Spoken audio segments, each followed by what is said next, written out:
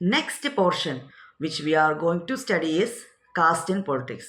And the question which comes in this portion is, what are the different forms of caste in politics? Caste के कौन से रूप आप politics में देख सकते हो? जैसे कि water has different forms: water, water vapor and ice. Similarly, what all forms of caste can be seen in politics nowadays? So it's a confusing portion. Let us see the points one by one. First point: when parties choose candidates in election, they keep in mind the caste composition of the electorate and nominate candidates from different castes so as to muster necessary support to win election. आप देख लेना, political parties जब उम्मीदवार चुनते हैं या candidate की जब लिस्ट निकालते हैं, तब जो रीजन में वो कैंडिडेट इलेक्शन में खड़े रहते हैं, वो रीजन के कास्ट के बारे में पॉलिटिकल पार्टी सोचते हैं. सोचने के बाद जो कास्ट वो कंस्टिट्यूएंसी में या वो रीजन में, वो जगह में मेजॉरिटी में होगा, वो कास्ट के कैंडिडेट को वो लोग खड़ा करने की 100% वो लोग कोशिश करते हैं. And when governments are formed, political parties usually take care that representatives of different castes and tribes find a place in it. ये एक दूसरा पॉइंट भी बना के लिख सकते हो, हालांकि टेक्स्ट बुक में दोनों एक साथ ही दिया है. जब भी when they are forming the government, they have to select the ministers, and the political parties make sure that representatives from each caste groups are inducted into the ministry, at least from major caste groups. जब government form होता है तब हमें ministers को तो elect करना पड़ता है, सेलेक्ट करना पड़ता है. तो ये लोग जब मिनिस्टर्स की सिलेक्शन की बात आते हैं, तब जो मेन कास्ट ग्रुप्स है वो रीजन के या वो देश के, उनके एक एक रिप्रेजेंटेटिव को मिनिस्टर बनाने की कोशिश करते हैं, ताकि नेक्स्ट टाइम जब इलेक्शन होगा तब इनके सपोर्ट इनको मिले. So that is the first form of caste in politics. Now let us see what is the second form of caste in politics.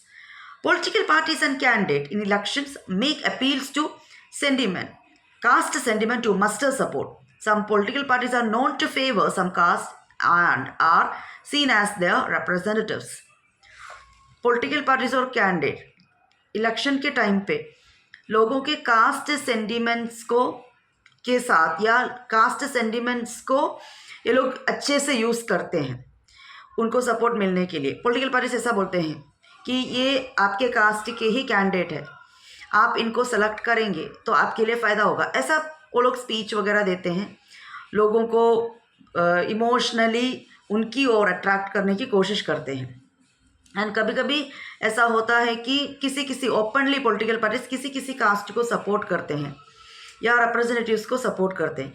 इससे भी हमें पता चलता है हाँ पॉलिटिक्स में कास्ट है.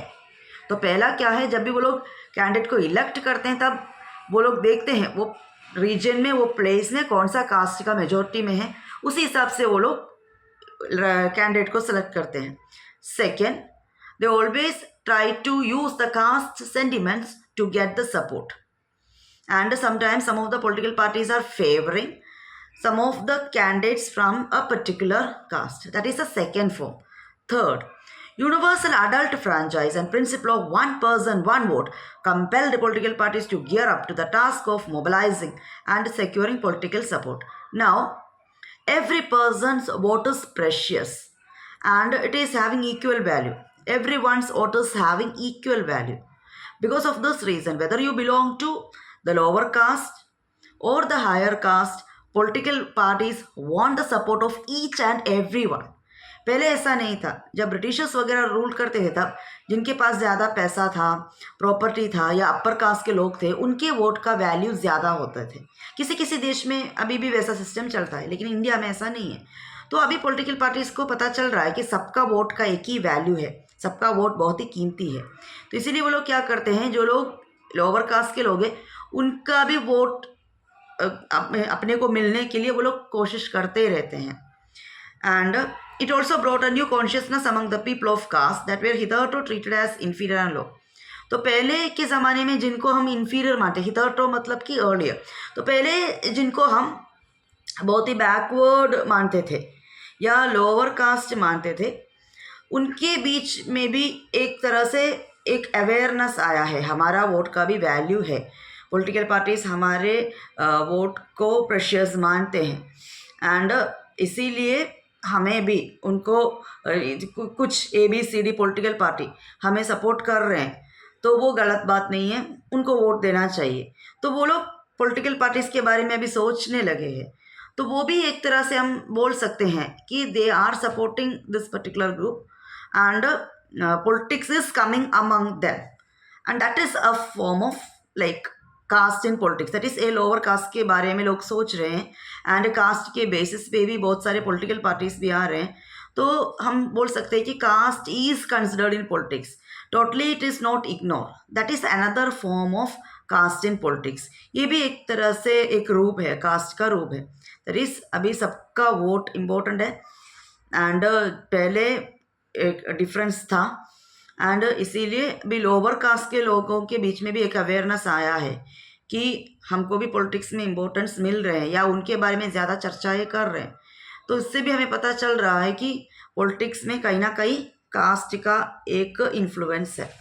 So this is the answer of the question, what are the various forms of caste in politics? So here first point, when they elect the candidate, they consider the caste. Second, political parties and candidate use caste sentiments to get the support. Then because of one person one vote, political parties are trying to get the support of everyone, even the lower caste people who were considered inferior earlier. Hopefully you understood this question. Thank you.